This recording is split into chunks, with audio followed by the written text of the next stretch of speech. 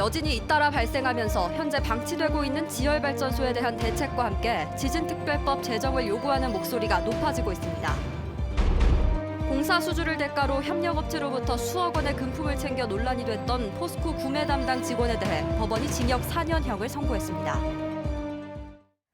여러분 안녕하십니까? 포항 MBC 뉴스데스크입니다. 어제 새벽 포항시 북구에서 규모 2.3의 지진이 또다시 발생했습니다. 2년째 제대로 된 후속 조치도 이뤄지지 않는 상황에 여진이 잇따르면서 주민들의 불안이 계속되고 있습니다. 박성아 기자입니다. 26일 새벽 2시 57분 포항에서 발생한 여진. 지난 2017년 포항 지진의 진앙지와 불과 4km 남짓 떨어진 곳에서 발생했습니다. 지난해 3월 이후 1년 반 동안 잠잠했는데 여진이 다시 발생하면서 시민들은 다시 불안감에 휩싸였습니다. 저는 사실 3시 무렵에 벌떡 깼거든요. 깼는데 제가 그냥 잠에서 깬 줄 알았어요. 그래서 TV를 틀었는데 그게 지진이었더라고요. 그냥 공포를 계속 가지고 사는 거죠. 포항 지진 이후 규모 2를 넘는 지진은 무려 114차례나 이어졌고 그중 약 90%인 101건이 지열발전소가 있는 북구에서 발생한 여진입니다.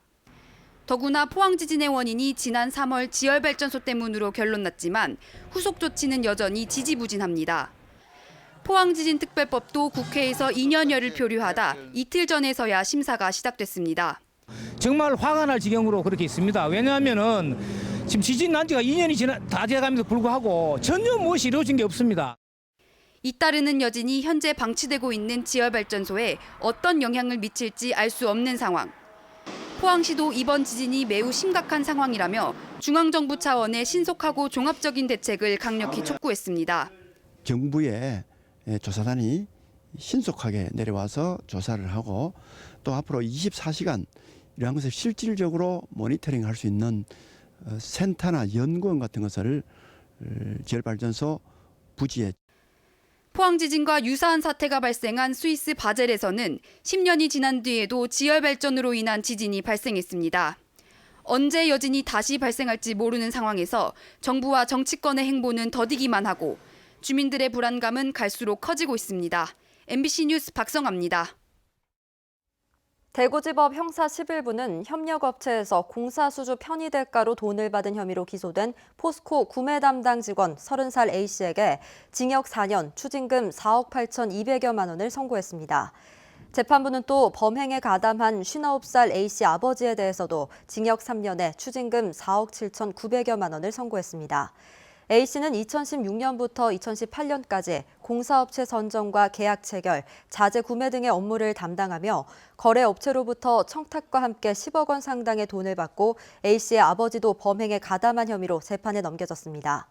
재판부는 피고인들 범행으로 포스코 거래업체 선정에 대한 신뢰가 크게 훼손됐고 공정하고 투명한 경쟁에 기반을 둔 건전한 시장 경제 형성이 저해돼 이에 상응하는 엄중한 형을 선고할 수밖에 없다고 밝혔습니다. 경북도와 포항시는 포스텍 나노융합기술원 일원의 첨단기술 사업화 센터를 오늘 착공하고 오는 2020년 말 준공할 예정입니다. 첨단기술 사업화 센터는 첨단 융복합 산업 육성을 위한 사업화 연계기술 개발과 시제품 개발 인프라를 기업체에 제공하게 되며 사업비 257억 원을 투입해 연면적 7,200여 제곱미터 규모로 조성합니다. 울릉군 도동발전협의회가 결성한 주민여객선 추진운동본부가 울릉군의 대형 여객선 공모에 참여하기로 했습니다. 추진운동본부는 이미 설립한 주민여객선 협동조합을 주축으로 준비단을 구성해 국내 다른 여객선사들과 함께 공모 신청을 하기로 했습니다.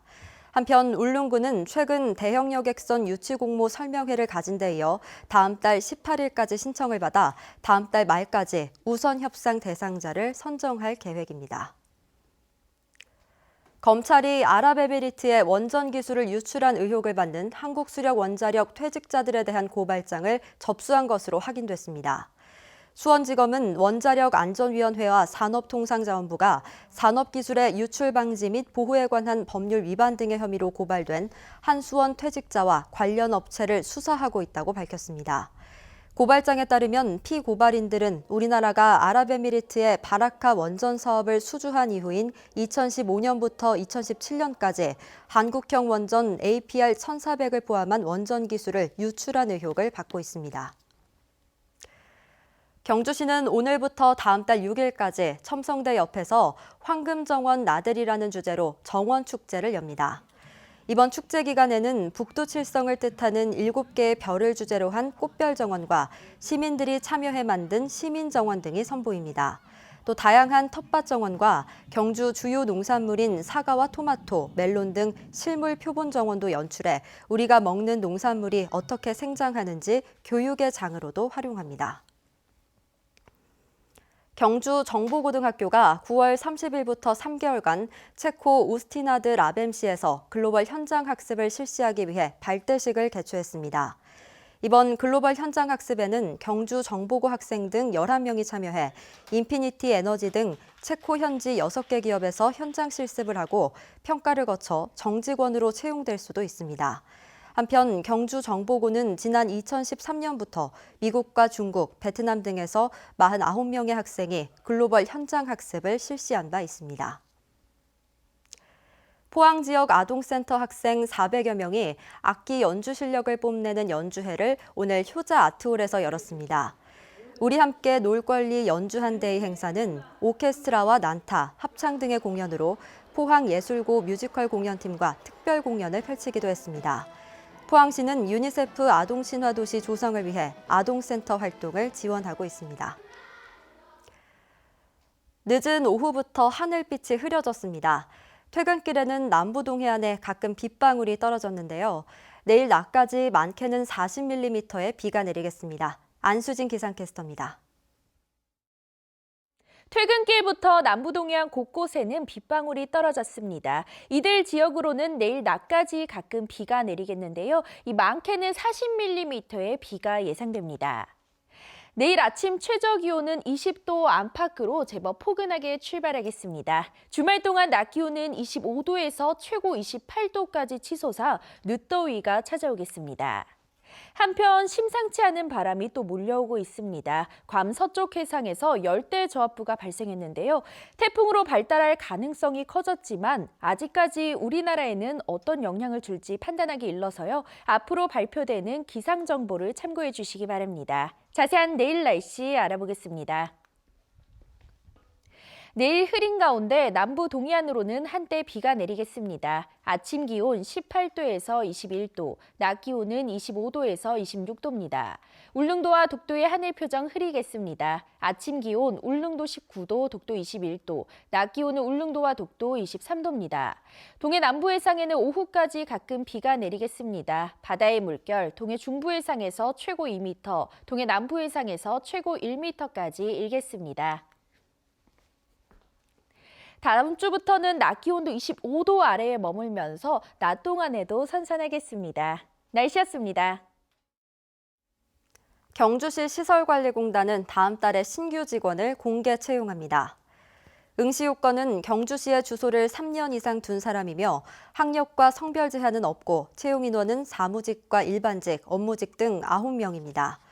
채용 접수는 다음 달 7일부터 16일까지며 채용 절차는 블라인드 채용을 기반으로 서류 심사와 인성 검사, 면접으로 이뤄집니다. 영덕군은 본격 송이철을 맞아 영덕 군민운동장과 7번 국도변 영해휴게소에서 다음 달 15일까지 송이장터를 운영합니다.